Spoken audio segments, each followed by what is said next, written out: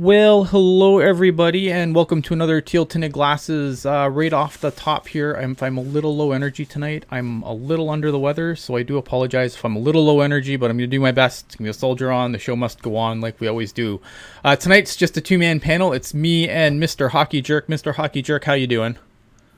I'm doing well. How are you? Other than under the weather, I'm good. Like, you know. It's nice to be back. Yeah, it is nice to be back. Hello, everybody, and welcome to another Teal Tinted. I don't muted in the other thing, so that probably came through. All right. Anyway, so when I was sitting down to think about, because we had to do a show. It's been a while, obviously. After we had the big week where pretty much everything that happened, like Teal Town as a whole, kind of covered everything as it happened. And then a lot of stuff happened, and I was like, okay, what should be in this show? Like, what are we going to talk about? Because so much has happened between even just that week of just craziness with the draft and free agency and everything else and now. And I thought, instead of trying to cover all of that, because there's just too much, like, we'd be here for 7 hours, and we always joke that it's going to be a 7-hour show and it's only like an hour and a half, but that show literally might be 7 hours.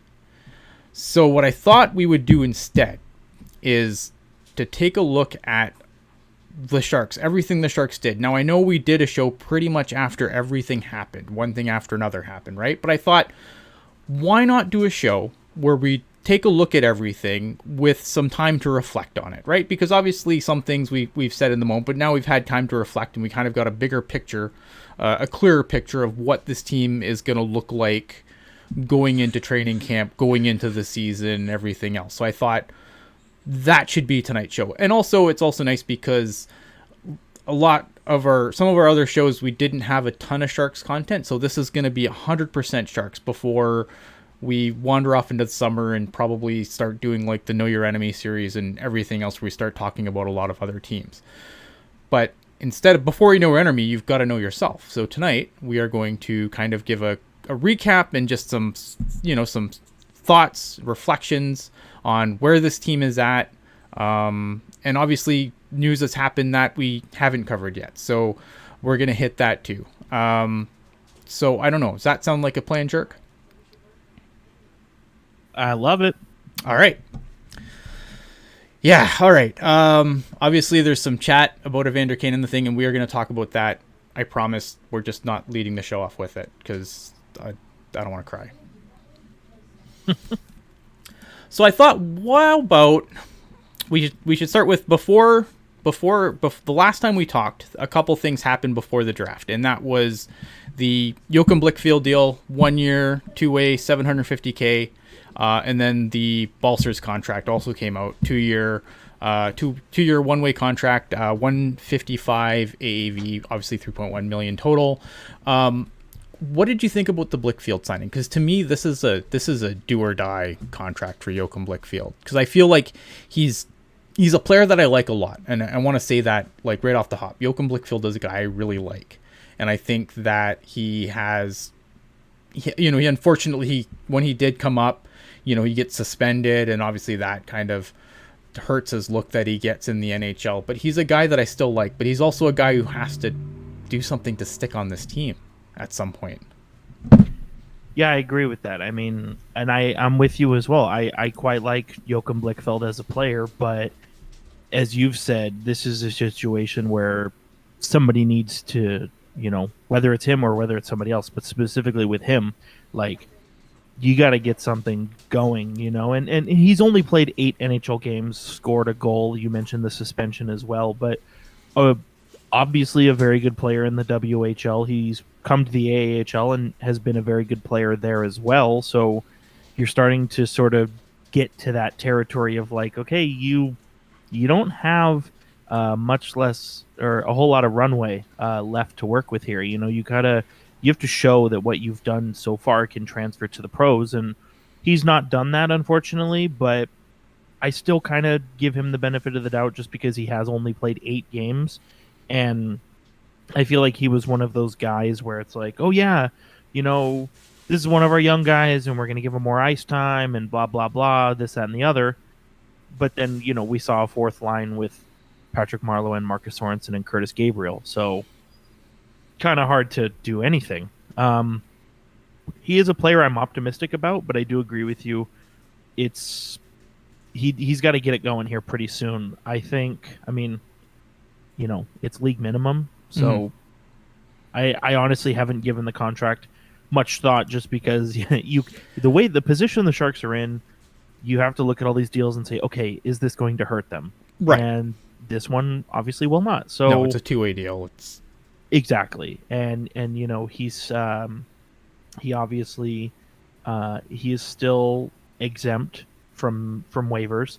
So if it doesn't work out again, you can send him to the AHL and think about it some more. But I agree with you. It's time to get it going here. Yeah. Rudolph Balcers, I like the deal. I think Love it. yeah, Love it. I don't really have any issue with the money. I think he's a guy who is gonna get every opportunity with this team to succeed. Yeah, I agree with that. I'll be honest with you, I've got him penciled in on my armchair lineup, if you will. I've got him penciled in with Nick Bonino and Jonathan Dahlin. And yes, that's the third line on paper, maybe, but I think those guys they'll all get. That's the one thing I give credit to. All the coaches the Sharks have had over the years is, unless your name is Tim Heed, there's a way to find ice time for you, and they'll find a way. They get second power play, penalty kill, all that. If the Sharks actually put out a decent third line, maybe they'll get even more ice time just on the basis of them being better. I quite like it. I still think this is a player, obviously very unproven at the NHL level, only 34 points in 92 games, but same thing. I mean, we saw what he did in Norway and the WHL, AHL. Same thing as Blichfeld. He's been consistent everywhere he's gone, and now it's time to take that next step to be a consistent NHL player. And Balcers is a guy I'm very high on, and so I'm interested to see what it's like. A full year, and we got to remember too, like he wasn't here for training camp at all. He was the waiver claim, had to go through all the immigration stuff, everything like that, and so he's finally going to get, at least with the Sharks, like a full training camp, full chance to sort of be at the same pace as everybody else. And for a guy whose season started late, I thought he did pretty good. Yeah, and that's a great point about starting late, because with all the stuff that happened, no training camp, and then the immigration issues, like, yeah, obviously he had a training camp in Ottawa before they decided to waive him, but yeah, I mean, to get him the way he came in, and I mean, look, he didn't, like, I'm not gonna say like he lit the world on fire, but I thought he was more than serviceable, for the majority of the time. And I know that, again, some people may not be as high on him. I think there's something in his games that he definitely needs to work on. Like, I don't think the finished product is completely there yet, but he's another guy who I just think, I think he's going to be counted on to contribute this season. And if he can at 1.55, like that 1.55 could look really, really good in a couple years. Well, and that's the thing, is you're looking at that 1.55, and if he can get to where I think we're all hoping he can, maybe let's just say he's a bare minimum, like a 15 goal, 15 assist guy, like $1.5 million, like that's perfect dollars. And even if he can, I don't know that he has 20 goal, 20 assist potential, but maybe he does. And if he can hit that, I mean, that contract is even better. And on the flip side of that, as I said with Joachim Blichfeld, you have to look at this contract and say, okay, if this goes bad, will it hurt us? And right, even if Balcers ends up in the AHL after it's all said and done, like, yeah, okay, you're over the minor league threshold in this case, but it's not a contract that's going to kill you. No, that's true. That's a really, really, really good point. I don't want to go super, because obviously next would be the draft, right? I don't want to go super, super in depth here. I mean, I can list off who we drafted for everyone to recap. Obviously, 7th overall pick, William Eklund, which I think most people, I'd say there's a few outliers, but the majority of people were really happy with that pick. I'm assuming you're in that camp.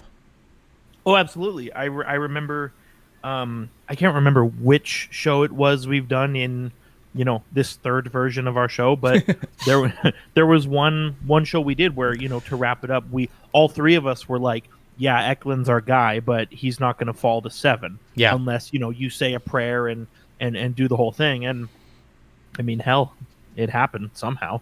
I had a few people ask me if this makes up for the Sharks passing on Barzal and Yamamoto, and I don't know if I'm there yet, but this is a really good start. I honestly, obviously, the Sharks picked quite a few players, quite a few good players by everything that's been written and said about them, but for me, I think,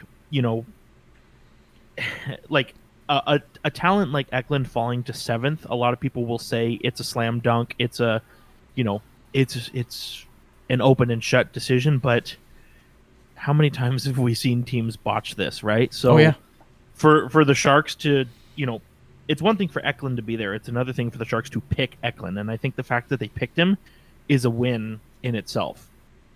Yeah, absolutely. Just to go through some of the other picks, they drafted a goaltender, Benjamin Gaudreau. I really like this pick. I'm curious to see him play this season, though, because the one thing about him was he had these awful numbers. I want to say he's in Sarnia.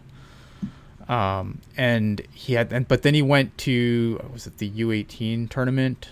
And then, lit it up, right? So which player is he? Is he the terrible Sarnia goalie or the awesome U18 goalie? Curious to see which he is. But I do like the pick. Like, I like a lot what I see about him. Other picks, Gannon Larocque, Ethan Cardwell, D+1 player, so overage by 1 year. Artem Guriev, Max McHugh, Liam Gilmartin, Theo Jakobsen, and Yevgeny Kashniko. Overall, I think I'm pretty happy with the draft class. It's hard, right? Because this draft was weird because a lot of guys didn't play. So the scouting reports were hard to come by on some players. And so there were some players that you kind of look at where they're drafted and then you look at the rankings and you kind of scratch your head a little bit. But I think you could probably do that with a lot of teams. But overall, I'm pretty happy with this draft class. There's a couple of really interesting players in there, and there's, and some maybe will surprise us down the road. Yeah, I think, like you said, all things considered, like with the pandemic, certain leagues not playing at all or playing, very truncated schedules. Like, I can only imagine what it's like to scout these guys, like, not even in person, but just on video in general, wherever, whoever at the game with their iPhone is putting it on the internet. Like, I just imagine they had a hell of a time. And so all things considered, I think the Sharks scouting staff, I think they should be very happy with themselves just based on the guys picked up. I do agree with you. I think, and I agree specifically about Gaudreau, where I think you're going to have some interesting kind of things to monitor, right? Mm-hmm. Where it's like, okay, like you said with Gaudreau, let's see what kind of player this is. Is he the Sarnia player? Or is he the U18 player? And I think going back to Eklund again, it's already been confirmed that he is going back to his Swedish team. Mm-hmm. Which I think is fine, which is exactly where I think he should be. I agree. He can go back to Djurgården and do his thing over there. I mean, for an 18-year-old in the Swedish Hockey League, he had a good season last year. Mm-hmm. I really want to see, now that he's been drafted, he's, going to be 19 years old by the time that season starts. I really just want him to just blow it up over there. Yeah, and the other thing that the draft also confirmed is the Greyhounds are going to take a lot of my money this season. Well, that's a good thing. It's nice to have a good product at the junior level as well. Yeah, because there's going to be a lot of there's quite a few teams that I have to go watch now when they're coming into town to see what's what. So I'm really looking forward to that. I'm looking forward to actually just watching hockey games in person again. Should everything continue on the trend they are, which hopefully will be good. But you and me both. That schedule came out. I see the Sharks are going to be in Vegas 3 times this season, and I'm just crossing my fingers that we can make it happen. Mm-hmm, absolutely. Kevin also in the chat. Hey, Kevin, gave me props for my name pronunciation, which is always a victory when Kevin Lacey gives you props for that. Yeah, no kidding. All right, so moving on from the draft, because there are shows on all of these things if you want a bigger, deeper dive. Like I think our draft show, our draft recap show, really good stuff there. If you haven't listened to it yet for some reason, go check it out. We definitely, like I said, we talked a ton more in depth on a lot of these guys, so be sure to check that out. So after the draft, Sharks started making some trades, just minor trades, obviously. But I like this trade. The Sharks traded with the New Jersey Devils. They acquire center/right wing Nick Merkley, and they send defenseman Christian Jaros the other way. And then Merkley signed a 1-year, 2-way contract for $750K. Merkley, no relation to the other Merkley, by the way. In 27 games last season with the Devils, 2 goals, 8 assists, 10 points. He played, he played most of his time. He was loaned over to Finland for a while, and then he came back, and then he also played some games in the AHL, 3 points in 5 games. Merkley's a guy that I like. Like, I don't have any illusions that he's going to pan out to be this great NHLer at this point, right? Like, at this point in his career, we kind of know what you got with him. He's a depth guy, but he's always a player that I really, really liked, and I always noticed him when I was watching Kelowna, watching Chartier play. So it's an interesting move. It's a guy who I think can come up and maybe, challenge or fill in, heaven forbid injury happens, fill in a bottom 6 role, for the Sharks. I like the move. I don't really know much about Christian Jaros, to be completely honest. I wish Kevin was here. He could probably tell us a little bit more about him. But I do like this move. Yeah, I agree. And I think Kevin, the day it happened, I think Kevin broke it down very well, where, Jaros was a pending restricted free agent, and by all accounts, the Sharks weren't going to bring him back. So why not flip him for a different asset that you could potentially use? And, here they have Nick Merkley, and I do agree with you at this point. Best case scenario, he's probably a 4th line NHLer, but again, like we've talked about before, you need those guys. Yep. And, he's obviously done very well in the AHL, had a good season in the Finnish Elite League as well. And yeah, hell of a player in Kelowna, but he's an NHL body, which I think is important. He's not going to razzle dazzle you, like you said, but right. you can rely on him to play 4th line minutes, and I think you need that, because again, just look at the 4th line the Sharks rolled out last year. And I think he's another, and even if he spends the whole season on the Barracuda, again, he's the kind of guy you kind of want on the team. Like, Nick Merkley's a guy that has been pretty much universally loved wherever he's played. Yeah, exactly. And he's got a lot of experience at the AHL level too. He knows how that league works, and he knows because I feel like there's always a, whether you're going from, juniors or Europe to the AHL or vice versa, you're in the NHL and you get dropped down to the AHL, there's almost kind of like a culture shock for how different the league can be. And, he's a guy that's very familiar with how the league works and has done well in that league. And I agree with you, universally liked as well. I think it's important to get some good apples in the organization. You know what I mean? And he sounds like a guy that is that. Yeah. And I think as we talk and as we get into other less nice topics, there's obviously the thing that's come up a lot this offseason in regards to the Sharks is culture. And we'll get to that. But this kind of is a trend of guys that are, again, universally liked, good in the room. So, it's going to be a trend that we're going to see as we kind of go through some of these moves. And I think this is just the start of it. So next, the Sharks also made a trade with the Coyotes, another minor league deal. They acquired center Lane Pederson for a 2024 4th round pick, and then Pederson signed a 2-year, 2-way, $750K contract. Again, league minimum 2-way deal. Hard to get offended about that. Another guy who I don't know a ton about. I don't know a ton about this guy, but he did play half the season with the Coyotes and half the season with the Roadrunners when he wasn't on their taxi squad. So in 15 games played with the Coyotes, 1 goal, 2 assists, 7 goals, 10 assists in 16 games with the Roadrunners. So again, another depth guy who might be able to challenge for a bottom 6 spot, which I think there's going to be a healthy competition for some of those spots in camp this year. And again, if it doesn't work out, again, another guy who I think will fit in the Barracuda pretty well.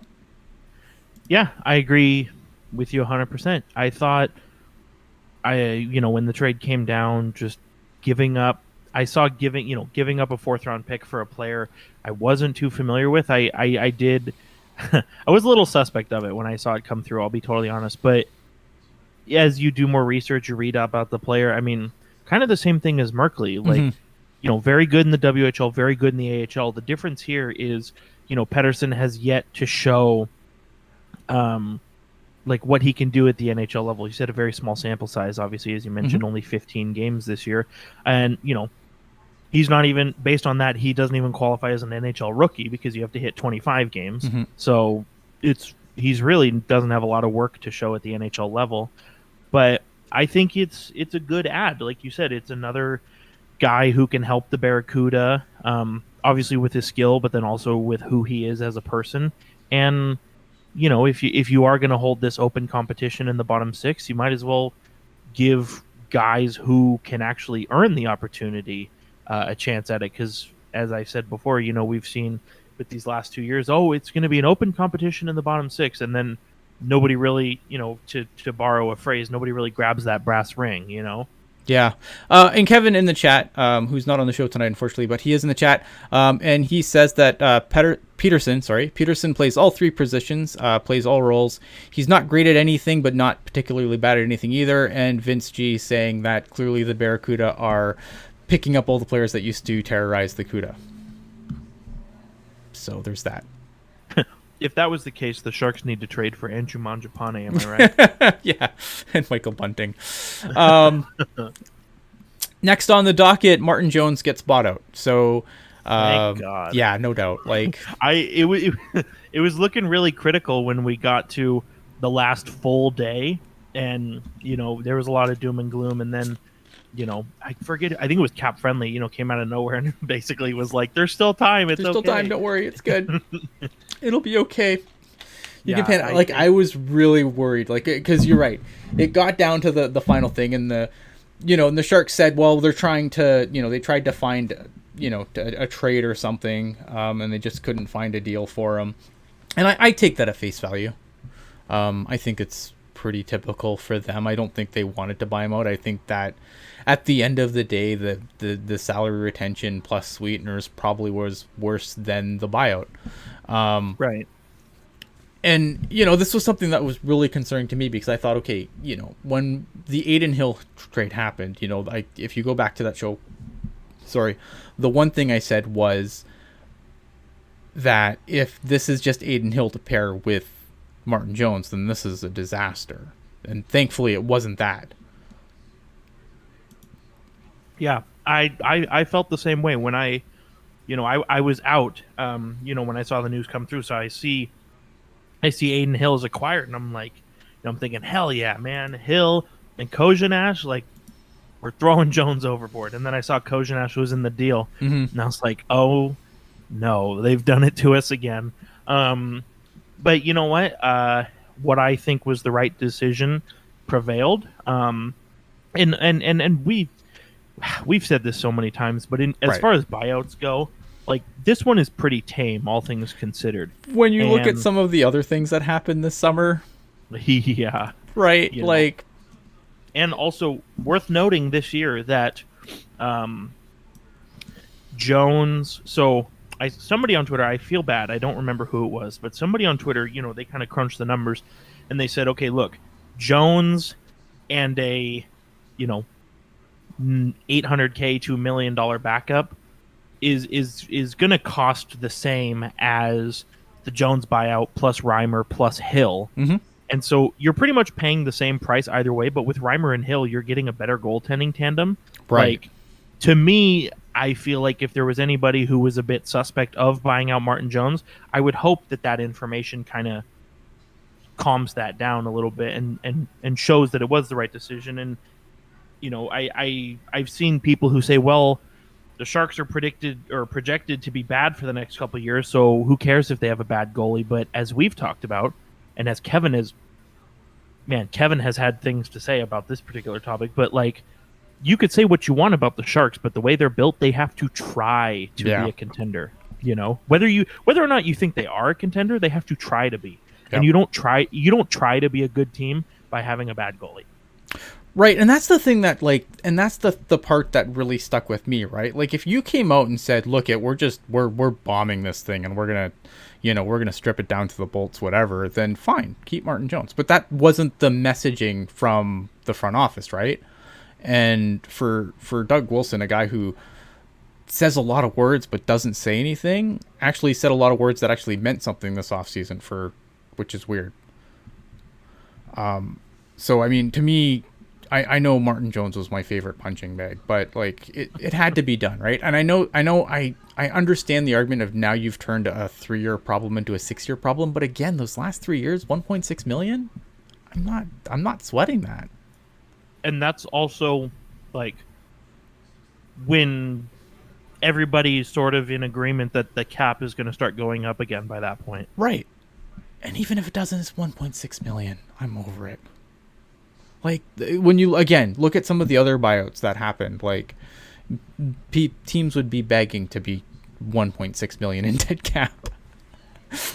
Okay, so obviously the Sharks hit free agency. They grabbed James Riemer, 2-year deal, 2.25 million AAV. Just to go over his numbers quick last season. Riemer, obviously 33 years old, played 22 games last season with the Carolina Hurricanes. Obviously a much better team. 2.66 GAA, 0.906 save percentage, 15-5-2, and the stats that matter: win losses and overtime losses. James Riemer comes in to be the other half of our goalie pontoon, because I don't believe that there's a clear starter here in this. I think that's the one thing that stood out to me right away. Thoughts on James Riemer coming back? I like it. I liked Riemer when he was here back in 2016. There were a few people who said we should keep Riemer and get rid of Jones, and while I was not one of those people, I don't know that was the worst idea ever. I was not one of those people at the time, I'm sure, but yeah, I mean, in hindsight, I'd love to say I was that guy, but I wasn't. Right, and I just think it's a really good deal. Like, for what James Riemer is, like, I don't know that he's a 60-start guy, but even if you have to have him be a 60-start guy, like, that's a really good contract for a 60-start guy. And even if he is that platoon goalie, as you're talking about, where he's only going to get, maybe half the starts, that's still really good value as well. And like we said before with the goaltending tandem, the Sharks, by having Riemer and Hill versus Jones, they're actually saving money and yet upgraded the tandem. So I like it, and I think Riemer, as short of a time as he was here, I think he was very vocal about how much he enjoyed his time here. Obviously, he has a really good relationship with Bob, which I think is important. And I'm excited. I'm excited to see what he does. On this team, he's going to have a chance to be a starter again. Obviously signed in Florida. That didn't go well, and ended up in Carolina and put up good numbers, but, was never the guy. Mrazek was there. Nedeljkovic was there. McElhaney was there. So, like, he's going to get another chance to be the guy. I think it's a really good signing, and I think considering, and like you've talked about it, and I think this is where I think the Sharks really won this offseason. Obviously, you don't get a Stanley Cup for winning the offseason, but like, you look at these guys that were signing, obviously we'll get into Cogliano and Bonino, but like them and Riemer as well, like, when you consider the alternative, all of these are really good signings. Like, I mean, the alternative is obviously keeping Martin Jones, right? But just looking at, like, you look at some of the other goalies who signed, and it was just like, I don't know that I would rather have any of them. Like, Frederik Andersen is too much. I like Jonathan Bernier, but yeah, I'm not paying him what I believe New Jersey is paying him. There were alternatives that I personally didn't think were as good as Riemer, and yet somehow got paid more. So, yeah, I think I really for one, I really do like James Riemer. I think James Riemer is a good goalie, and most importantly, always has really awesome masks, which I think is you need goalies with good masks, and I feel like the Sharks lost that when Arundel left, because Arundel his mask game was always on point. His game wasn't always on point, but his mask game always on point. My only concern here is, do we have two 1B goalies? That's my only concern going into the season, because I think Riemer has always been a good 1B guy, right?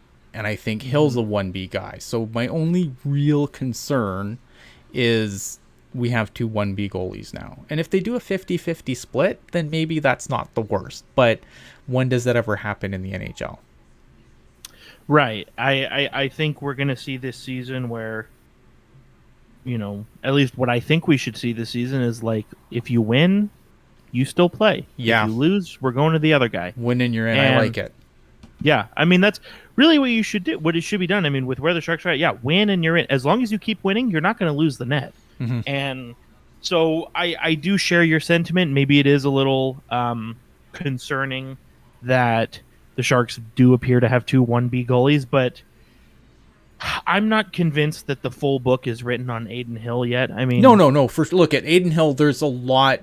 There's a lot of potential there, and that's all there is with Adin Hill's potential, right? I feel like with James Riemer, we know what we're getting. Adin Hill's the wild card in this situation. Exactly, and and the thing with Adin Hill, he's only 25, which is young for a goaltender. Right. No mistake about that. But also too, and if you want to think about this as maybe a pessimist's point of view, even if Adin Hill tops out at where he's at right now, he's still a good goalie. Mm-hmm. The worst case scenario, in my opinion, is really not that bad. Yeah, no, and that's fair. That's absolutely fair. And Kevin in the chat saying, two 1B goalies got the Sharks to the conference finals in 2011. He's not wrong. It's fine. I think if there's that's my concern, right? I think it's fine. I still think when you look at the whole picture with goaltending, and then we'll move on to everything else. Adin Hill, you signed him to the 2-year, $2.175 AAV. Maybe that's a little high, but I still think with what Nedeljkovic got, I think that a good agent could probably have hurt the Sharks in arbitration had Adin Hill's contract gone to arbitration. I think that now, I obviously look at the numbers aren't the same, but because of the small body of work in both players, you could probably, I think a good agent could make a really good argument to get Adin Hill a little bit more money than the Sharks ended up giving him, which I think is fine. I'm fine with the number that Adin Hill got. And again, you look at that money again, and the important thing here is James Riemer, 2 years. Adin Hill, 2 years. So if this doesn't work, then in 2 years you press the reset button, and that's fine. And also, flip side, if it does work, by the time you have to pay Adin Hill again, Reimer's coming off the books. So you got some money. You get some money that you could move elsewhere. I agree with you. I think if it had gone to arbitration with a good agent, Adin Hill probably could have. He probably could have gotten close to the Nedeljkovic deal. That's what I was thinking. Which I believe was $3 million, which is not that big of an increase based on what Hill got, but it's a slippery slope to that point. And I'm, like I said, and like you said, I'm totally happy with it. And I don't have any complaints. I feel like with the three main guys that the Sharks signed, right? Mm-hmm. It was, Doug Wilson has said pretty much from when the season ended, we need to address the goaltending. Well, he did that. Mm-hmm. We need to address our third line center. He did that. We need to address our depth at the bottom six. He did that too. He did exactly what he said he was going to do. And if you ask me, I are the Sharks a Stanley Cup contender? Who am I to say? But in terms of what I saw were the glaring holes on this team, maybe they haven't been filled, but they've been patched. And I think that's important to note. Yeah. And that's the thing, right? So I think overall, like I look at goaltending, I mean, it's not Martin Jones. So right there, that's just a win for me. Yeah. Let's get into these other two contracts, and then we'll kind of just big picture before we get on to some other things. Obviously, Andrew Cogliano gets brought in 1 year, 1 million. Good deal, right? Obviously, Andrew Cogliano. I mean, he's getting up there. He's like 34 now. Obviously, he's not going to put up points, like a ton of points, but he's going to be, he's a good guy, again, good in the room, fix the culture. And he's a guy, he's defensively responsible, which obviously the Sharks need to be better defensively. Now, it would help if their defensemen played better defense, but overall they need to be better defensively, and I think Andrew Cogliano is a guy that helps address that. Right, and it's like I said before, like you look at the contract, like that's a very, for what Andrew Cogliano is at this point, that's a very nice contract. I mean, $1 million, and he's gonna, maybe he'll play, I don't know, maybe he'll play 9.5 minutes a night, but you know what? He's gonna go out there, he'll hit, he'll block shots, he's gonna kill penalties, and he's gonna do all the things defensively that the Sharks need somebody to do. And it's like I said, you'll have people say, oh well, this guy only tops out as a fourth liner. It's like, well, you need those players, so why not?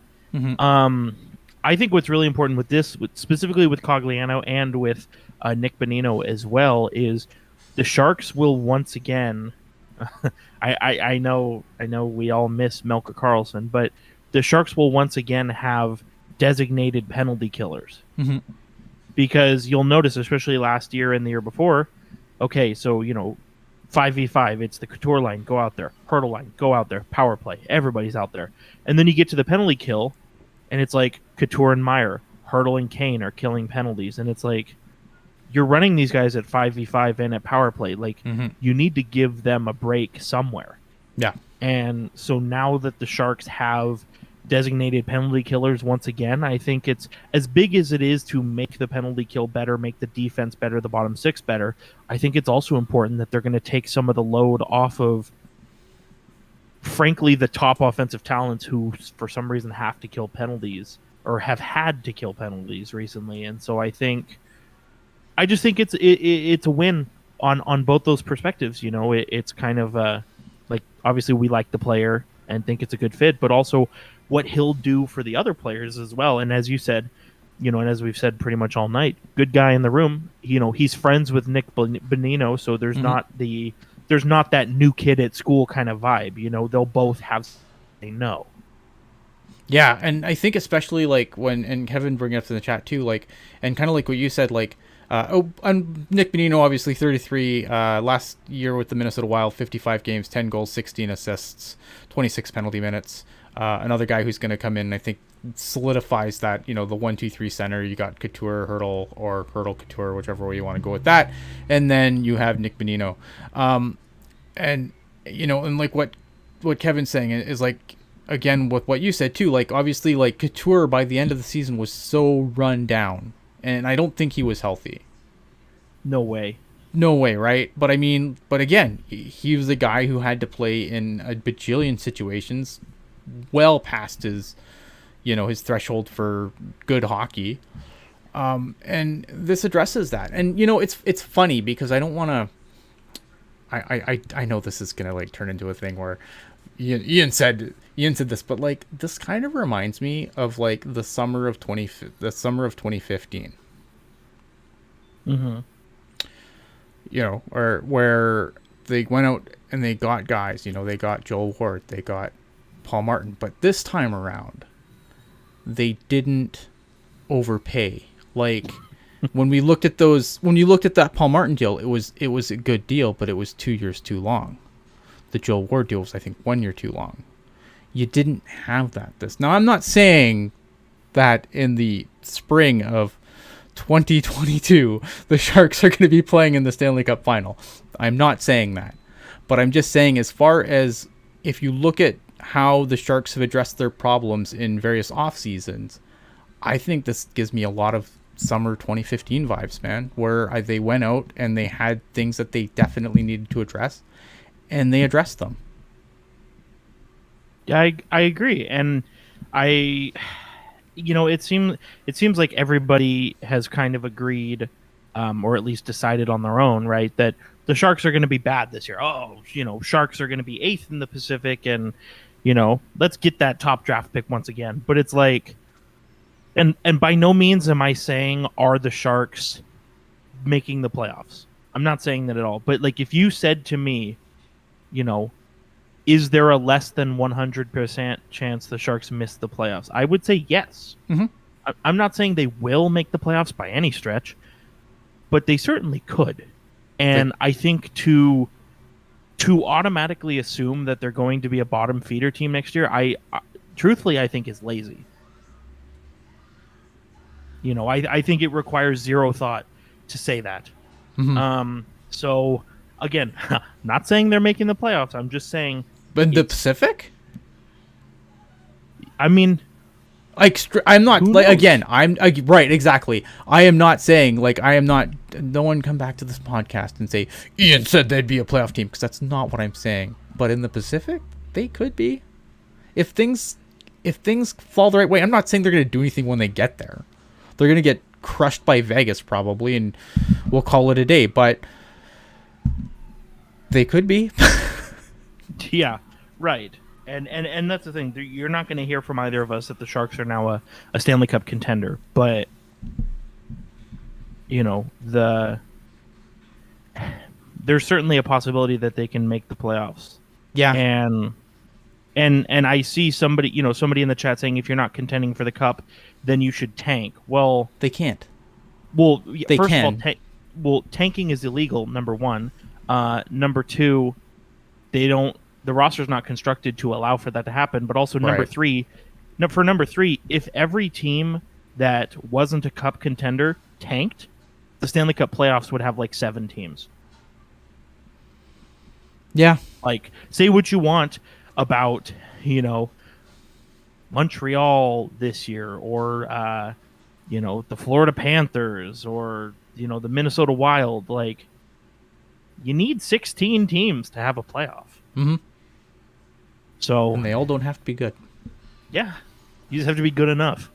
Yeah, and like Vince said, if the Sharks do good, it's good, which is true. I have said this many times.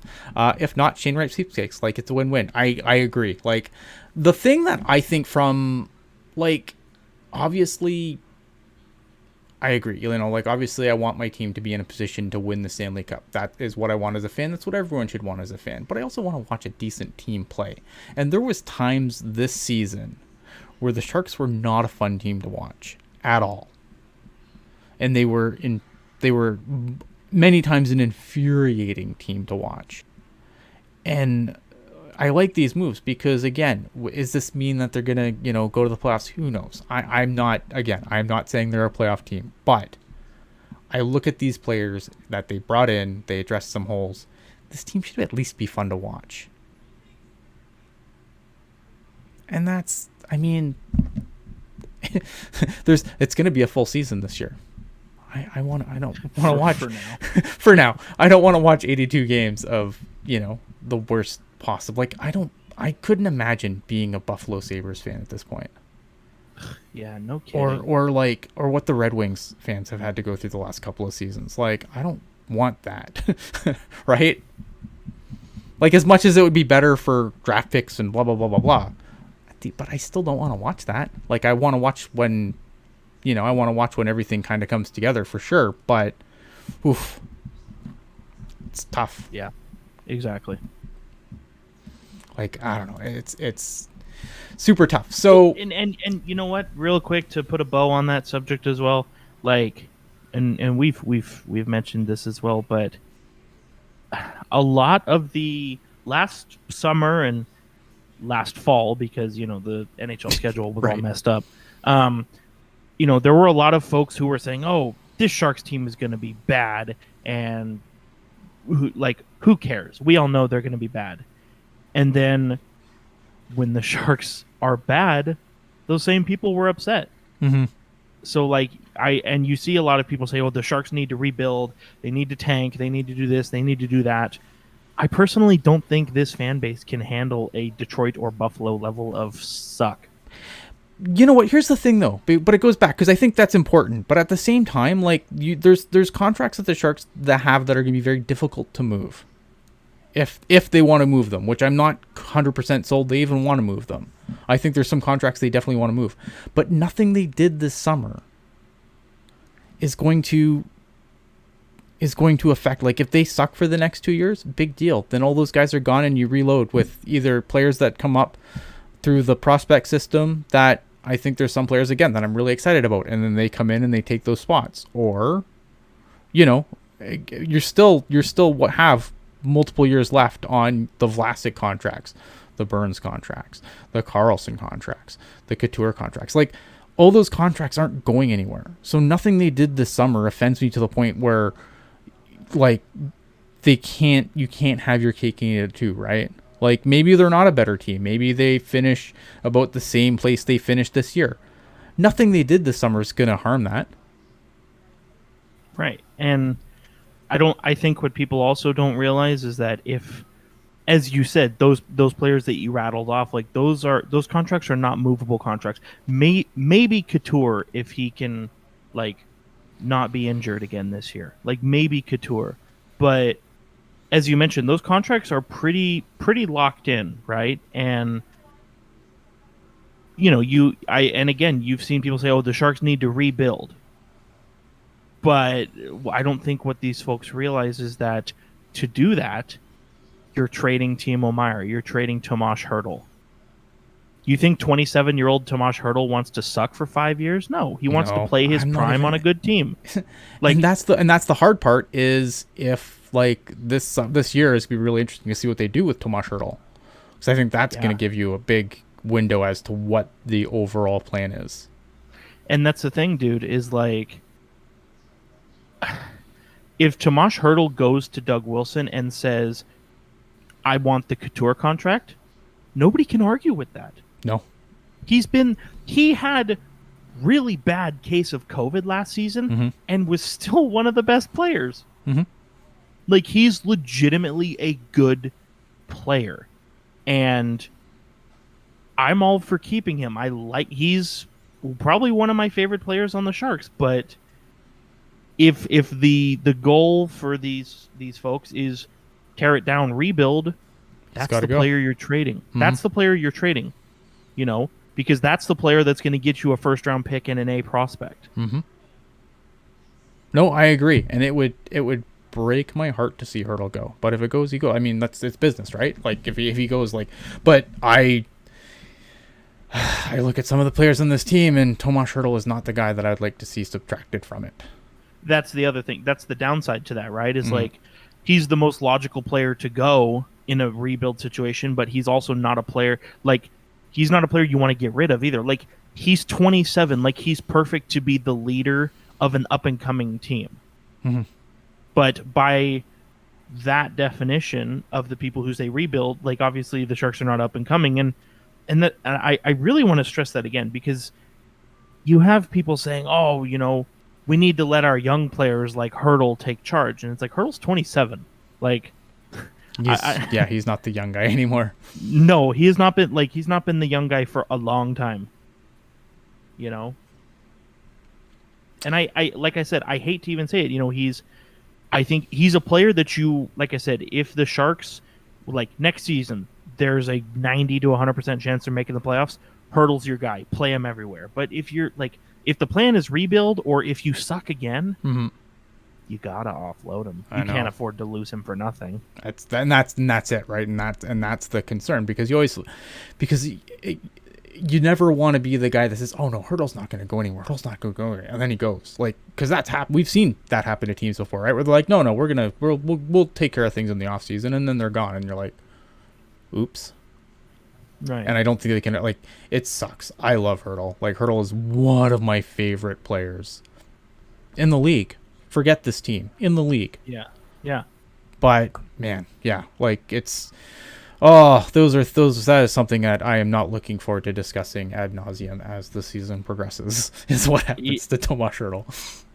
I'll tell you what though.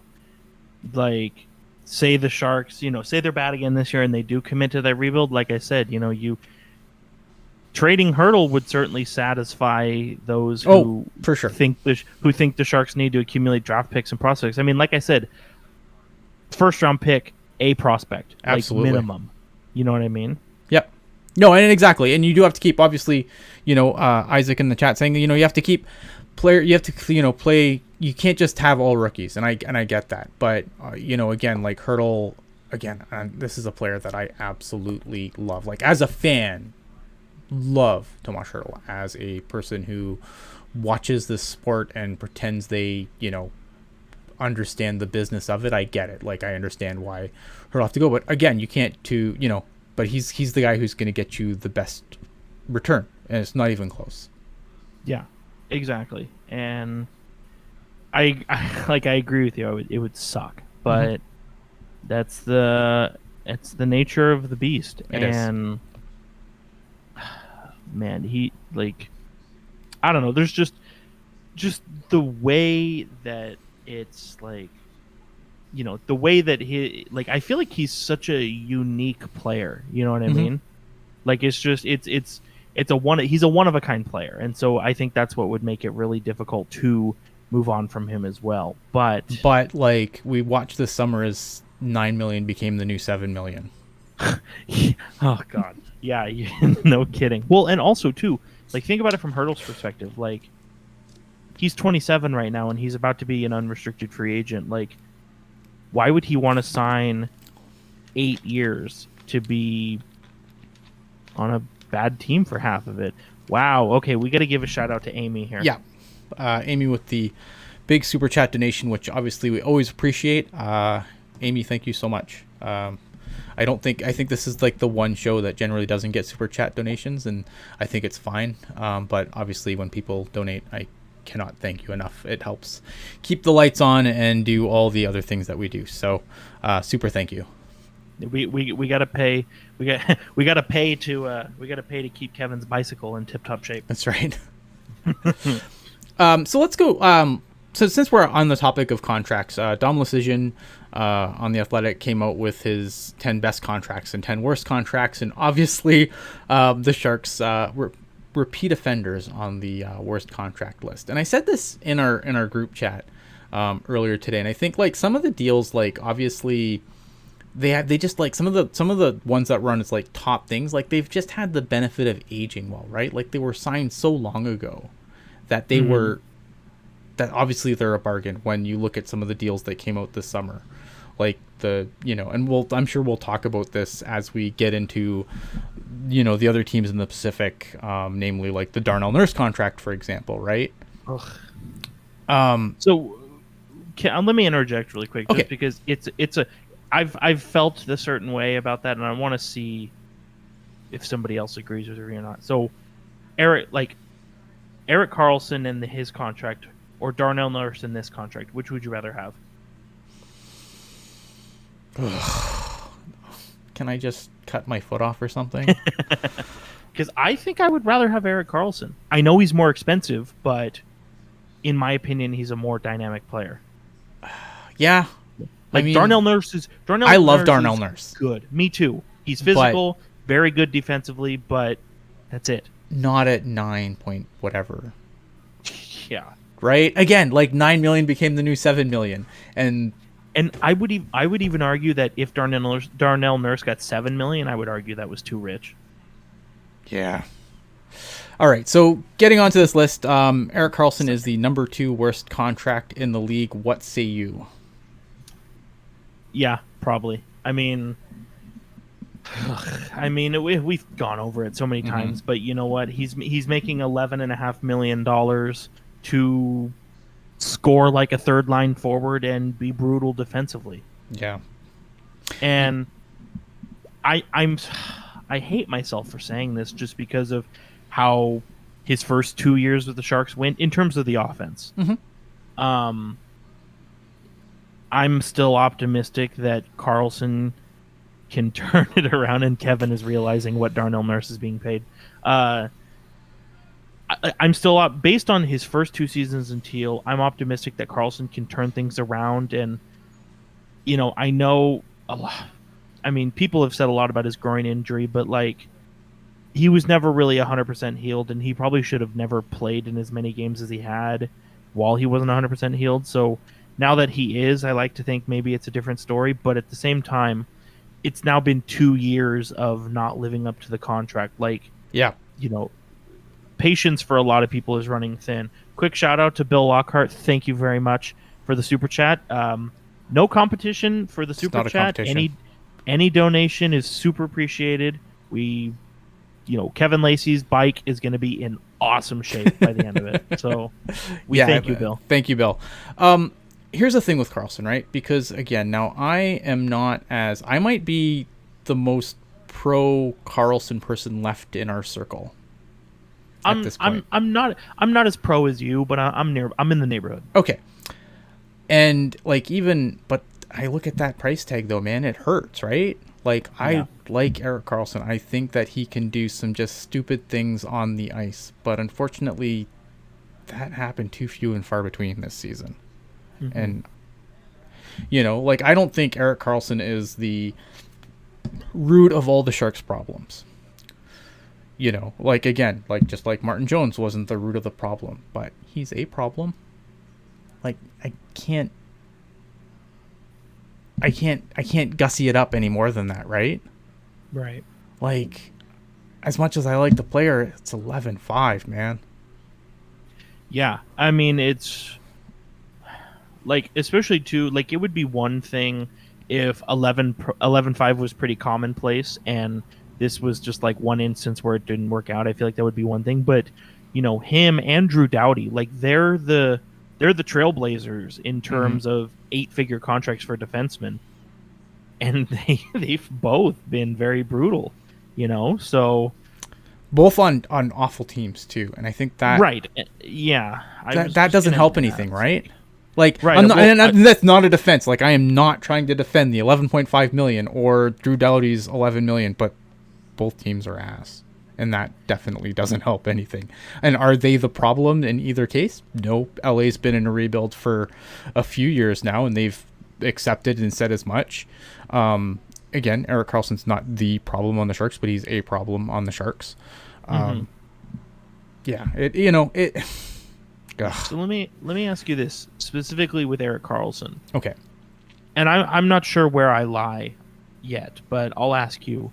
Do you subscribe to the idea that if the forwards on the Sharks were better, Erik Karlsson would look like a better player? Yes, if players could finish, because obviously another player that I like a lot is Brent Burns, and Brent Burns' point totals were super down, and I think that obviously forwards not finishing definitely impacts the point totals, right? Because Erik Karlsson is a puck mover, he's not the guy who's gonna wire it into the net from the blue line, right? That was never Erik Karlsson's game.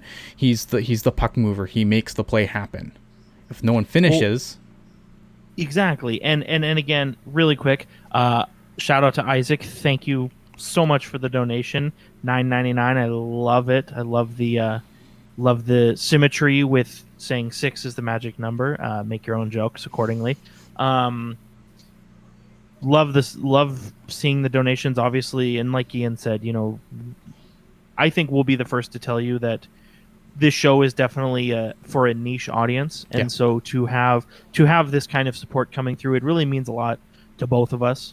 So it's Yeah, I spent half the day throwing up, so I mean, this has mad my day. Yeah, and honestly, for kind words, yes, is what does it for us. Monetary donations, that's great, but you're in another stratosphere.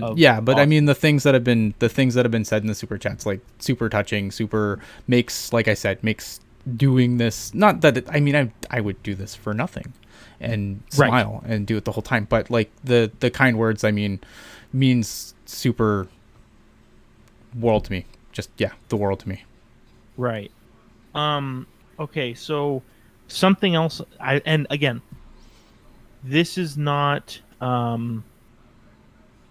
this does not tell the whole story, right? Mm-hmm. But there have been so many times where Karlsson is in the neutral zone, mm-hmm. and or he's along the offensive blue line, and fires a pass to a Sharks player, whoever it is, and they can't catch the pass, or they botch it, or something happens, and puck goes the other way, and a goal is scored, and say, well, Karlsson is out of position. And it's like, okay, by the clerical definition of position, yes, out of position, correct. But if the talent around him doesn't have to match his level, but could at least, sniff up there a little bit, like, you're not going to see as many bad moments as we have.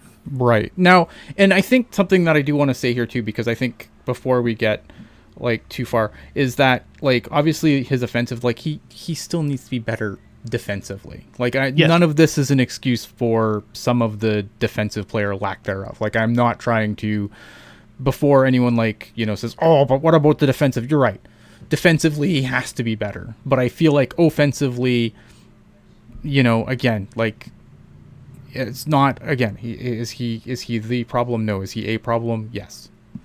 And I think that's in the St. Louis series, Al saying in 2018 during the playoff run, he was exposing it was, yes, because he was playing on one leg.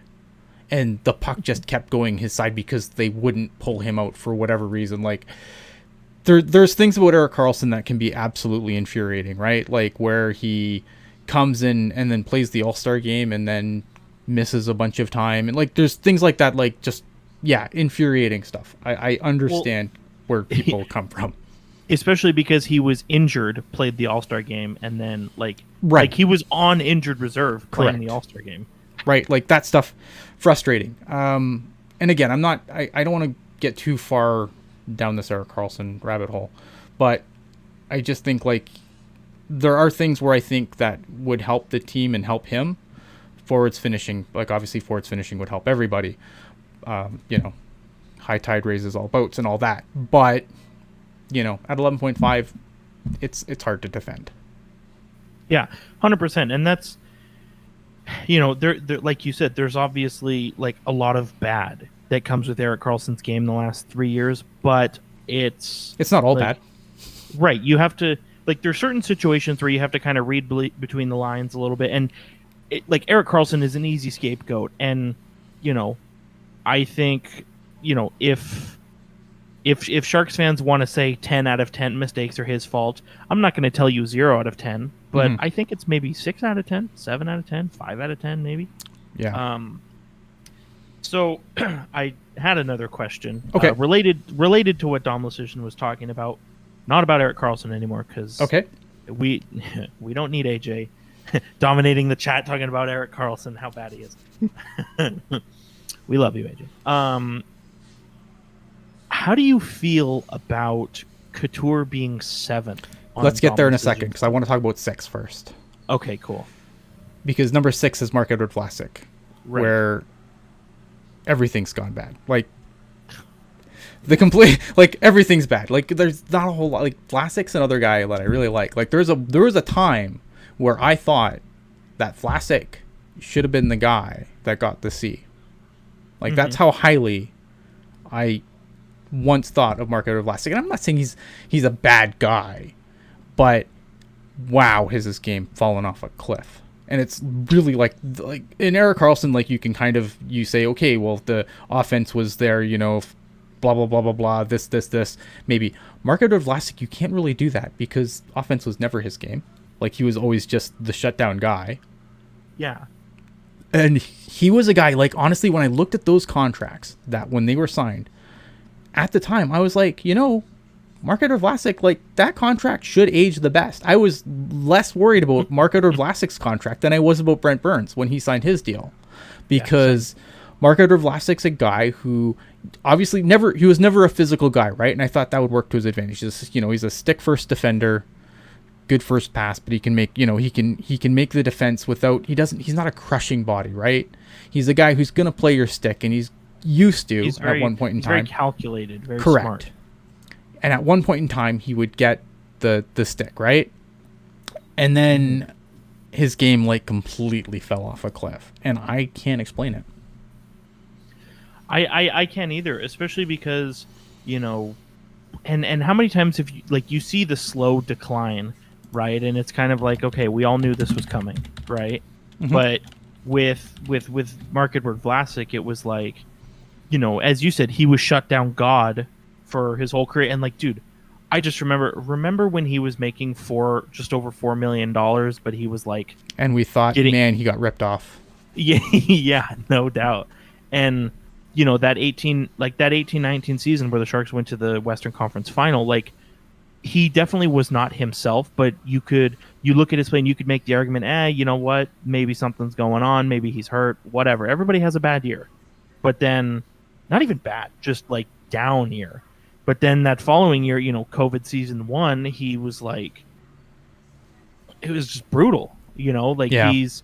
He's just not skating the same way that he had once before. You're correct. He's not an overly physical guy, but somehow he seemed even less physical than before. And it's probably like everybody talks about Brent Burns, everybody talks about Erik Karlsson and Martin Jones, and it's like Mark-Edward Vlasic is like, that's probably like one of the sharpest declines we've ever seen, at least for me. Mm-hmm. And I love that player too. Like I would love to sit here and tell you that next year he's going to bounce back and he's going to be shut down God again, but that's the problem really with Vlasic. Like I look at these deals, like with like a guy like Erik Karlsson, I can tell you a way out. With Brent Burns, I can tell you a way out. With Logan Couture, which we'll get to, I can tell you a way out. With Vlasic, I can't tell you a way out because I don't think there is a way out. And that's the worst part.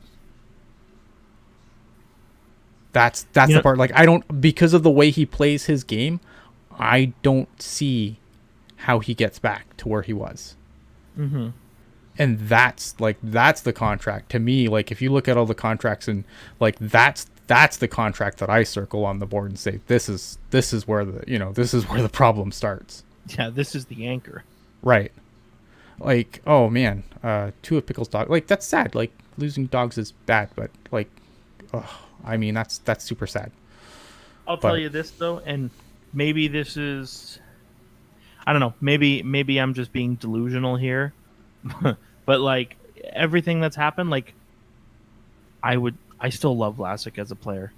Like I think, I don't think it can be unsaid, like what he was before his decline. You know what I mean? Like he gave a lot of years to the Sharks, and I'll tell you what, as a person, like, you follow him on Twitter, like, every so often he's been known to have some spicy tweets out there. So good follow too.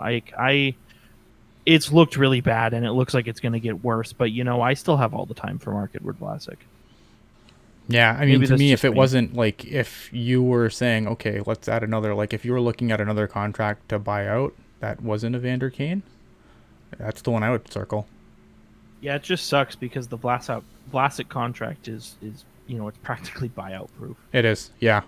And then, okay, so obviously that brings us to number 7 in Logan Couture. Logan Couture, I didn't like this, honestly. And maybe I'm just delusional here, because I think, like, when you looked at the production, like, Logan Couture did not look like Logan Couture for half the season. He looked at it at the start of the season, but that second half was rough, and he was nowhere near 100%. Now, injuries obviously do add up, and Father Time is undefeated, but I don't think, like, that contract, to me, like, I don't think that contract is terrible. I just don't think he was healthy. I agree. And you say Father Time is undefeated, and you're correct, but he's not there yet. Like, he's 32. Yeah.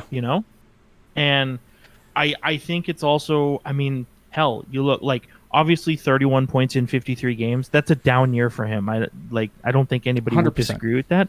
But considering how beat up he was, as you said, like, and again, we're not in the game of speculation or, And Logan, and I say this as a guy who doesn't particularly like Logan Couture. Mm-hmm. Right? Like, Logan Couture, not my favorite Shark. Yeah, but you know what? I don't know. I think considering how unhealthy he was, I don't know. Again, this is just a theory based on something I've observed. I'm not pretending it's true at all, but to me, something seemed really weird with like his shoulder. Mm-hmm. And I don't know, maybe that's me, but you know what? Let's not forget either. Like the first half of the season, he was leading the Western, corporate sponsored division in goals. Like he was the Sharks' best player the first half of the year. Yeah. And then he got banged up.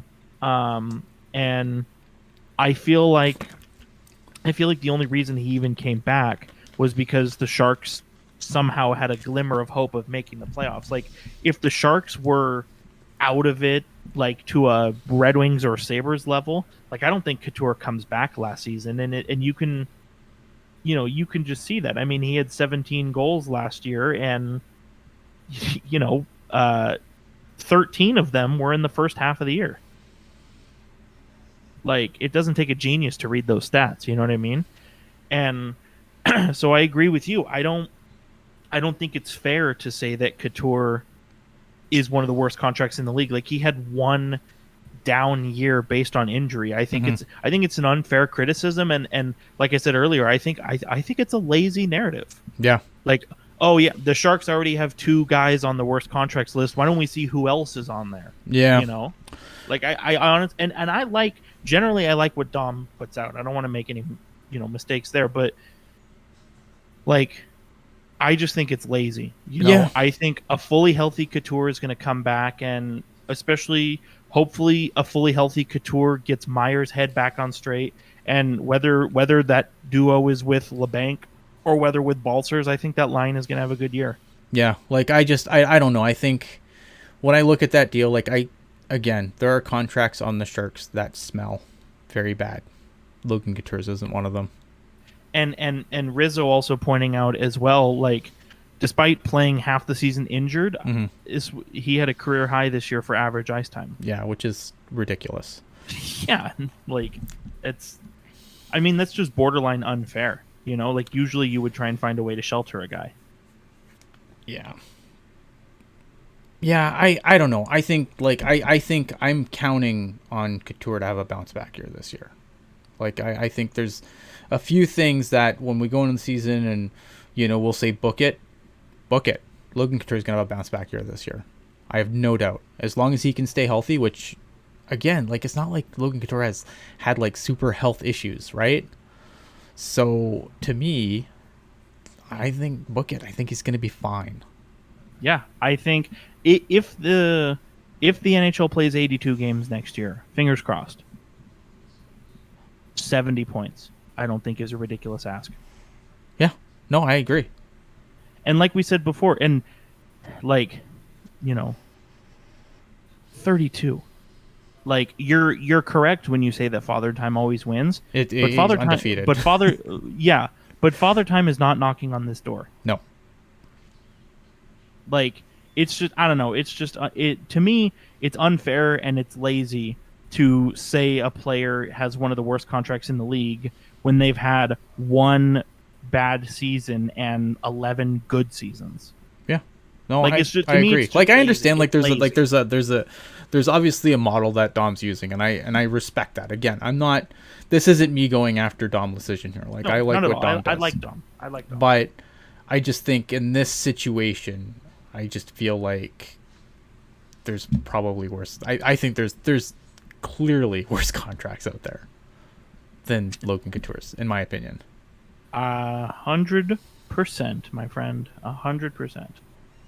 But anyway, wow. Okay, so we got here and we have some time. So here it goes. The chat's been asking for it. They've super chatted us up. So I guess we have to do this. I don't really want to do this, but let's talk about Evander Kane. I know it sucks, right? I'm just going to quickly summarize the Evander Kane situation, and then we will go into it. So Evander Kane, obviously having some marital issues, to put it lightly. Apparently in the process of heading to a divorce, and Anna Kane, sorry, thank you, came out and said that Evander Kane, in a flurry of things that are obviously none of them are good. Look, I'm really sensitive to this stuff. I have lived through 3 divorces. Thankfully, none of them were my own, but I've lived through 3 of them. So I'm really sensitive to this stuff. But I'm going to give you the I don't want to say the facts. This is what we've been told. Because I don't know the facts. All of them. Evander Kane, among other things, like not being a good father, apparently, allegedly, I guess I could say, not being a particularly great human being, allegedly, also apparently has been accused of betting on Shark games and throwing Shark games. Now, I'm not going to go and say, oh, well, how did he throw games if he was the best player on the ice and all that. The problem here is that, and I think the one thing I want to be very clear about something too, is the other stuff's all terrible, right? And I am not going to defend the other stuff. It's awful, right? The things he's accused of, absolutely fucking atrocious. Fair? Yeah, absolutely. Okay. I want to hit the main point here. The one thing that he's accused of, the one thing that the league cares about. Now, should the league care about all the other stuff? Yeah, probably. But the only thing the league cares about in this situation, the only thing the Sharks care about in this situation is, did he bet on NHL games? That's the only thing they care about. Now, you might not like that, and you might think that sucks, and it does suck to a point, right? The question is, obviously, the only thing the NHL cares about, the only thing the Sharks care about, I think the Sharks care about the other stuff too, but the thing they care about the most is the question of, did he bet on Sharks games? And we'll get into the other stuff in a minute. Now, if they can prove that, then Evander Kane is probably done in the NHL. Right. If they can't prove it, you're stuck with them. Yeah, and that's the thing, obviously with Kurz's article that came out today, like it's pretty clear that Kane's not liked by the Sharks players, or at least some of them. And so, as you said, if he's not found guilty, the Sharks can't terminate his contract. Buyout window is closed. I doubt anybody's going to trade for him without asking for a sweetener. Oh, what a hell of a sweetener. Yeah, the Sharks are...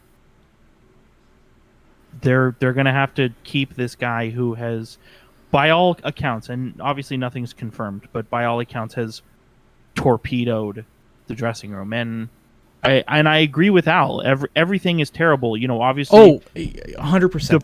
And obviously, like, Ian is correct. Like, the league is just on, did Evander Kane break a league rule and break the law by gambling on his own games? But federal offense, 100%.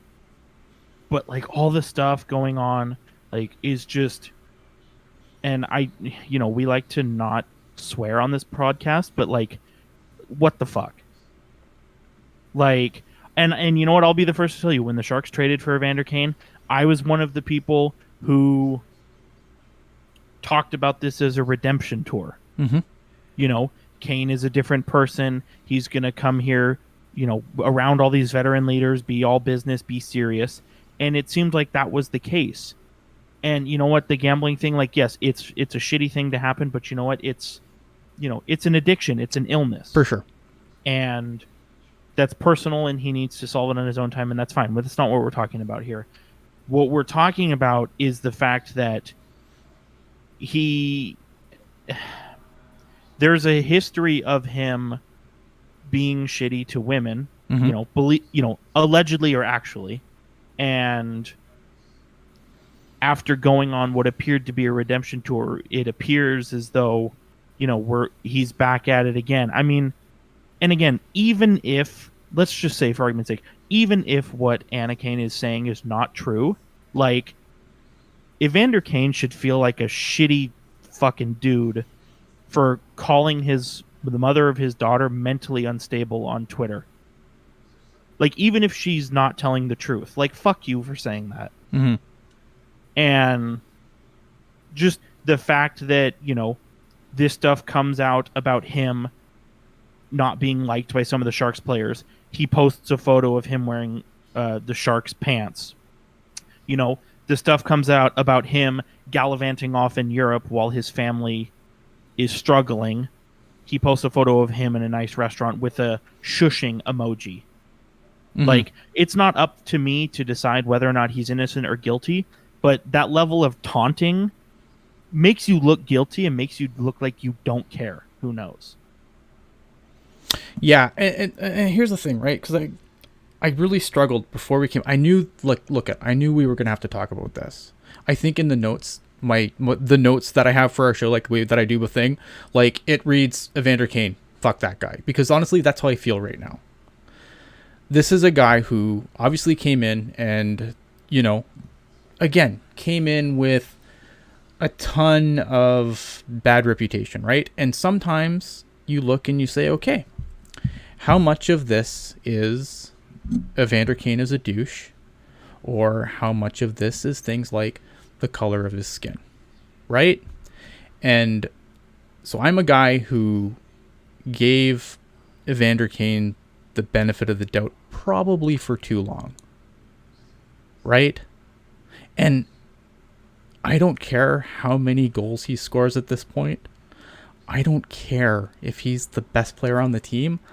At this point, I just don't want him on my team. I don't want him on the team that I cover. Because, again, after everything that has been... How do you defend this guy at this point? How, in good faith and good conscience, can you defend Evander Kane? And we're not even talking about, the hockey stuff. And we're going to get to the hockey stuff, because that's where I kind of want to focus. Because, again, this is a hockey podcast. This isn't... the Teal, the T, the T in TTG doesn't stand for Teal Tinted Glasses, right? All the home stuff's awful, and I'm not trying to say that that's not important. And ultimately, at the end of the day, I hope that everybody involved gets the help they need, because it's fucking awful. It's terrible, awful shit, right? I hope his wife gets taken care of. I hope his children get taken care of. Obviously, these, again, awful shit. I'm going to try and keep it based on, that stuff's all awful, but I don't want to focus on that, right? Because, again, allegedly, it doesn't really matter at this point. Again, I don't want this player on my team anymore. Exactly. And even if, again, as I said, all of the allegations, even if all of them are false, as you said, it's hard to defend him at this point based on the track record, right? Mm-hmm. It's one thing to do shitty stuff and then go on a redemption tour. You're allowed to redeem yourself. Absolutely. Oh, I 100% believe that. To do shitty things, go on a redemption tour, and then do shitty things again? What the fuck? Mm-hmm. I agree with you. And you know what? I know. It looks to me like the Sharks' only option is to keep Kane, but that's a shitty option. And it sucks because, and like I said, I'm gonna bring this back to hockey, and some people may not like that, and that's fine. And you're entitled to your opinion, and I'm a terrible person, whatever. But you look at everything the Sharks did this summer, and you look and you go, this is great. I mean, this is what we said, right? Most of the show was upbeat. This is great. This is awesome. Look at this. This is good. They brought in this guy. This guy's going to do this, this, and this. And then, after all of that, all the good feelings, this happens. Mm-hmm. And it's and it completely just, and again, nobody pays me to be here, right? I do this because I like it. I do this because I enjoy it, and apparently you enjoy it too, because there's a bunch of people watching right now. 64. But my God, and this isn't gonna go away magically because the puck drops. And that's the worst part. And it's not even, and again, so let's get to the hockey aspect of this, right? because I think we've given fair talk to the obvious issues and everything else. Like, I think, I feel like we've done as good as we can do in that aspect of it. But at the end of the day, games have to be played. Right? Right. And coming back to this team, like, it's such a distraction. It's not even just a distraction, right? Like last year when the bankruptcy things came out, like, yeah, we thought, oh, that could be a distraction, right? And it didn't turn out to be. But like the rest of it, combined with the fact that you look at the Kurz article today, and it's not like, and like some things that have happened have been brought into greater context, right? Because at the end of the season, Bugner said that some guys maybe didn't get held accountable as much as they should have. And, right. And did I think that they were talking about Evander Kane at the time? No, I didn't. But it when you add this context, it's awful. Like he's not allegedly not well liked in the room. It wasn't just the exit interviews where guys wanted to see him go, as reported by Frank Saravelli. Kerr is saying today that guys went to Doug Wilson multiple times and were told, well, sort it out.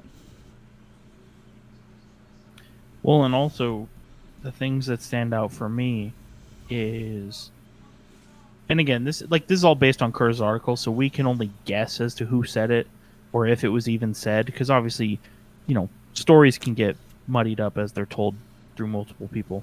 But the fact that some players went to Doug Wilson and said, get rid of him or get rid of me, like, it's just, I don't know. I mean, I don't want to go there, but, what if there's more smoke to that Martin Jones buyout than he's a bad goalie? Oof. And again, I'm not saying that's true. I'm not claiming it's true. Right. This is just me spitballing. But also, for sure, the article says that Timo Meier is Kane's last buddy on the team, and leading up to the draft last month, it was talked about many times over how the Sharks were shopping Timo Meier, and apparently New Jersey was really interested. Makes you think. Oh, absolutely. Yeah. Like, I think that if you're a player who has a list of 3 teams that you can get traded to, and apparently the Sharks have been shopping him, but if you also want to heat up that seat, we've seen teams do it before where, it's not just that guy that gets moved, it's, you move his boys too.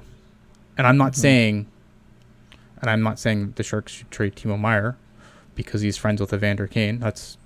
Do not take that from what I'm saying here, but it makes a lot of sense if you're Doug Wilson and you're trying to make that seat warm. You want to make sure that the player goes if you find a trade for him, and you want to make sure the player goes. Trading his boys isn't a bad way to start. Rob in the chat here says something really good, and I did want to. I think I tried saying this, but I didn't really articulate it very well. So he's saying, can we see a Mike Richards type settlement coming to be rid of Kane? Now, here's the problem with a lot of people are going to say, oh, well, if this is, if Evander Kane is such a problem, why don't they just get rid of him? Why don't they just cut him? Right? NHL contracts are guaranteed. Now, the LA Kings with Mike Richards, and I'm going to see if I can remember this correctly, and I might be wrong, so don't take this for 100% gospel, but the reason that Mike Richards has a huge penalty to the LA Kings was because they didn't have their ducks in a row. They just said, well, he got charged, so we're gonna cut him, and then before anything was proven, right? So Mike Richards' allegations were never proven at that point in a court of law, so they just cut him. And then the PA came back and said, no, you can't do that because he hasn't been proven guilty of anything. The same thing applies to Evander Kane here. Now, it's really easy to say, yeah, just cut him. Just get rid of him. The problem is that, this isn't football. You can't just cut a player whenever you want and just nuke his contract.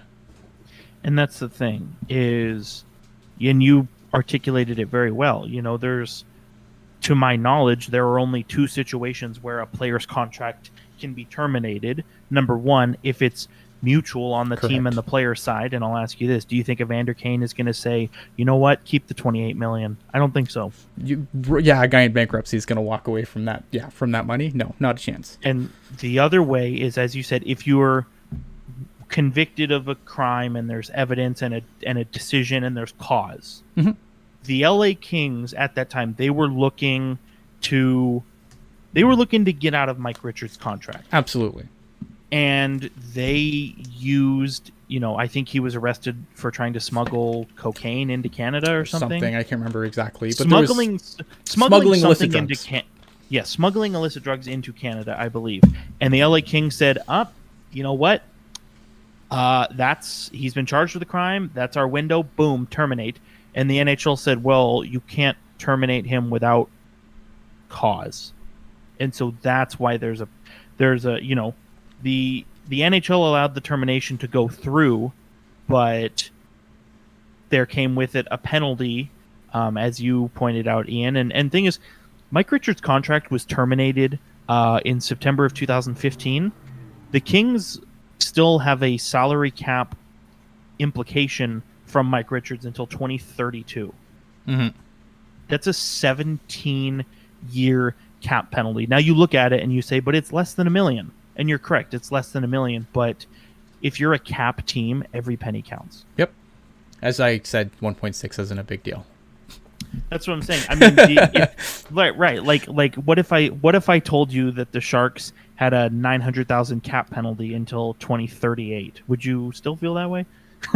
Right. No, obviously not.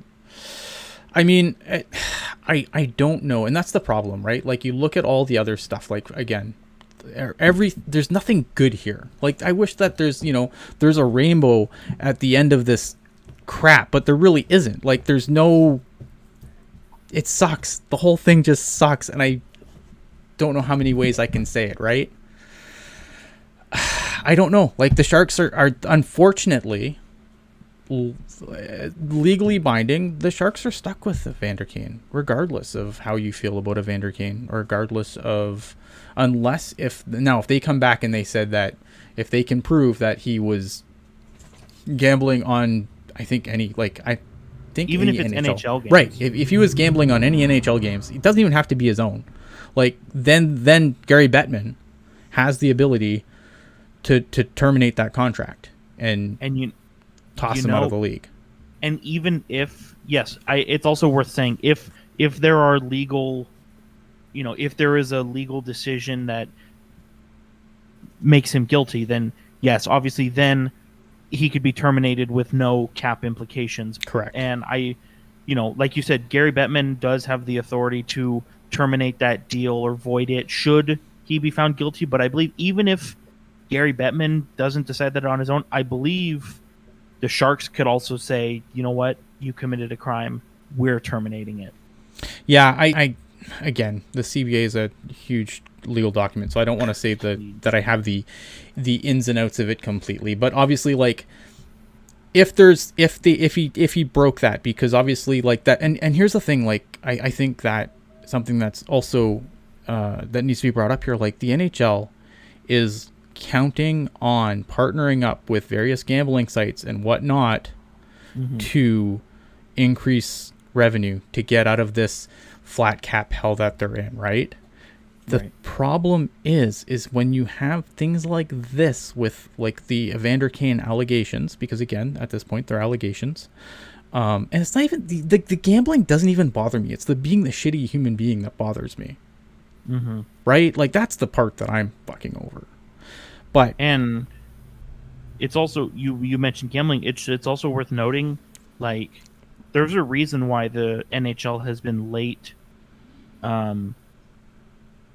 Okay, hold on really quick. So, Bill, what I was saying, just regards to the Martin Jones bite, I'm just saying, I'm spitballing, theorizing, like, what if Jones was bought out because he wanted to get away from Kane? I'm not saying it's true. Yeah, I'm just complete saying, hypothetical. like, kind of like totally, pie in the sky, head in the clouds kind of hypothetical conversation. Nothing is serious or truthful to that, just spitballing. Yeah.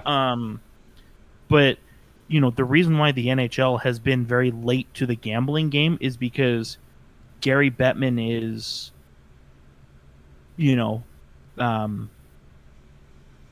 is not as down with it as maybe some other people are. But the reason he is choosing to get involved is because, as you said, it's reading the terrain, seeing the sign of the times, and seeing a way to make money. But I've heard on podcasts, like, in terms of his own personal beliefs, he doesn't think that gambling should be partnering with sports. Mm-hmm. And I want to go back to what I was trying to make a point there. The thing is like, these partnerships don't work. These partnerships will get broken if there is any sign of impropriety. Players throwing games, whatever. Like, those partnerships would get damaged so quickly. Like, those partnerships, like those guys, the sites and everything else, if there's impropriety, they will jump ship so fast to save their own skin. Lisa Jones saying, do you think Kane could go to jail? Really? Gambling on a sport that you are playing is a federal offense. Like, I don't have a super understanding of the American legal system, but federal offense seems pretty scary to me. A little bit. But... And then you know what? You go back to 2006. Like, obviously, like, there was a pretty well-known gambling ring within the NHL circles back then as well. And obviously, like, Wayne Gretzky came okay out of it, but I feel like, Rick Tocchet was also about that. Yeah, and Rick Tocchet was implicated in that ring as well, and. You know what? Like, I don't know. There's a reason. To me, there's a reason why, Rick Tocchet kind of disappeared for a while. Because I think people were worried to get involved for that exact reason. And that's why, and now granted, the gambling charges, they all came, 2007, 2008-ish.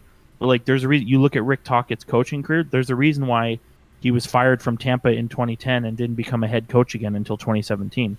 And yes, he was an assistant. Make no mistake about that. But, Yeah, like, it's again, these partnerships are super important to the league. But if there's any sense of impropriety, that puts them in jeopardy. And look at the NHL needs any revenue streams they can latch onto right now. To, if you want to see this cat move, they got to latch on to everything. So there's obviously a lot here, and I feel like we could be here all night with like the what ifs and whatnots. But, like, I think at the end of the day, like, obviously my overall final take on this, and then I don't really hope we have to discuss Evander Kane for a long fucking time. My take on this is simple. The stuff that he's accused of is awful. I'm a father, and I couldn't imagine some of the things, like doing some of the things that he's accused of to my children. But I understand that addiction, and I also want to say this, like, addiction's a real thing. And I understand that, addicts do shitty things sometimes.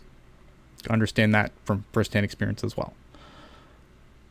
But at the end of the day, to me, with everything, all of this together, the stuff at home, the stuff with the team, like, to me, at the end of the day, I have no room left for Evander Kane on this team. I have no capacity left for the benefit of the doubt with everything. Like, there's too much smoke here. There's got to be fire somewhere. I don't know where the fire exactly is, but there is way too much smoke for there not to be some fire. And with everything going on, some fire is too much at this point with this player. Agreed. Right? That's kind of my take at the end of the day. I'm sure that there will be people that will criticize what we do, because they always do, and they'll criticize how we approach this. And I did this, honestly, the best that I could. Right? I think we covered it as appropriately as possible. And if you disagree, I don't block mute anyone on Twitter. Come talk to me. I'll talk.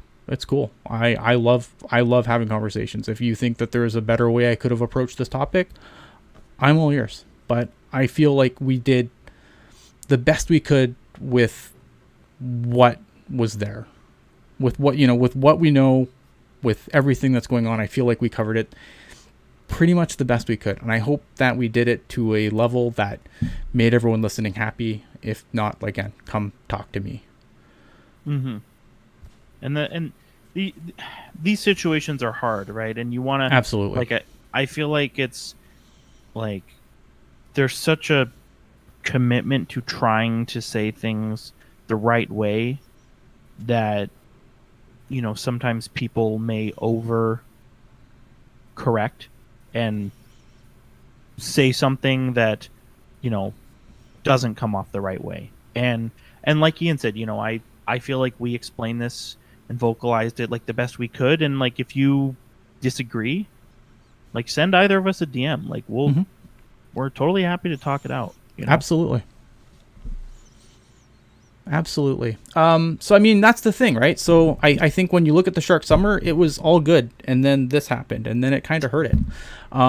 But this dark cloud aside, I think overall, like, as far as the moves go, and I don't know how I bounce back to this, but I feel like, I don't know, to wrap up the podcast, I feel like overall, I like Evander Kane aside, because obviously that's awful and it puts a huge dark cloud on everything. But I look at like what Doug Wilson did, and for a guy who I've criticized a million times for saying a lot of words but never actually saying anything,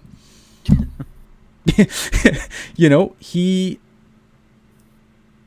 came out, you know, he did exactly what he said he was going to do. And I feel like as a Sharks fan, it's really hard to be angry right now, Evander Kane aside. Any final thoughts, Jerk? No, I think you put that very well. Jeez.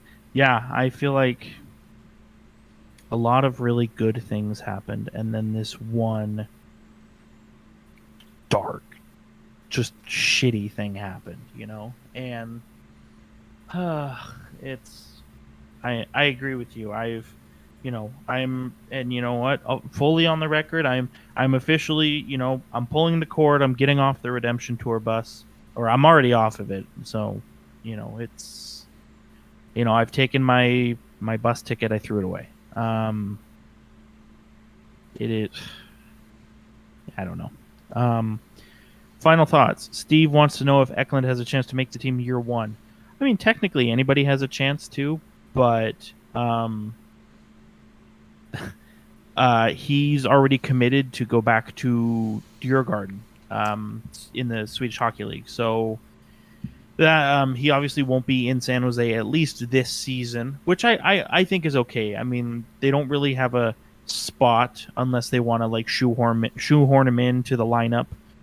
So I think it's okay to let him go to the Swedish Elite League and, you know, as a 19-year-old, just run, you know, roughshop over there. So I'm all for that. Final thoughts, where the people can find you. You can follow me at hockey_jerk. It's been so quiet with the hockey.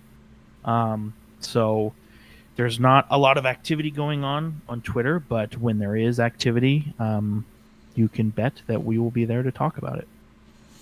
Yeah, I'm going to just... Bozosaurus is going to ask for one more question in the chat. And then I am looking forward to seeing Eklund at Dev Camp for sure. Is Kane the first instance of cancel culture in the NHL? I don't think this is cancel culture. This is consequence culture, right? I know that's like the thing you always say to, like, you know, that's like the common retort to the cancel culture thing. But in this case, like, it's like, how do you, again, this is a player. And I can't believe we're going back down this hole. This is a player that I have spoken glowingly about, defended, you know, given a chance to. I just, my cuppeth runneth over. Yep. My cuppeth runneth over. And yeah, maybe, you know, again, I'm just saying this is actions have consequences. You can find me at Ian Blogs Hockey on the Twitter machine. And again, I You can always come and bug me on the Twitters. I'm happy to converse always. So if you have any issues with anything I've said tonight, come talk to me. I'm sure we'll get it all squared up. I really appreciate all you guys coming out tonight and watching the show, the super chat donations. Again, super touching. The things it was, and again, it's not even the money that, I mean, the money's nice, but like the things that were said with the super chat donations, I can't express much how great that made me feel. Again, so I appreciate everyone being here. Do all the awesome social media stuff. If this is your first time here, leave us a comment, hit the thumbs up button, ring the bell, all the important stuff that you're supposed to tell your YouTube people to do those things if you haven't done them already. And we will be back probably in a couple weeks, and we will start looking at the other teams in the Pacific Division and try and, you know, again, we know our team. It's time to know our enemy. So I'm looking forward to doing that. I don't know what team we're going to start with. Maybe we'll do it alphabetically. Maybe not. We'll see. But I hope to see you all here when we do that. Once again, thank you again to everyone who watched, everyone who's listening on your favorite podcatcher. But again, and that's it. That's all. We are done. Have a good night, everybody.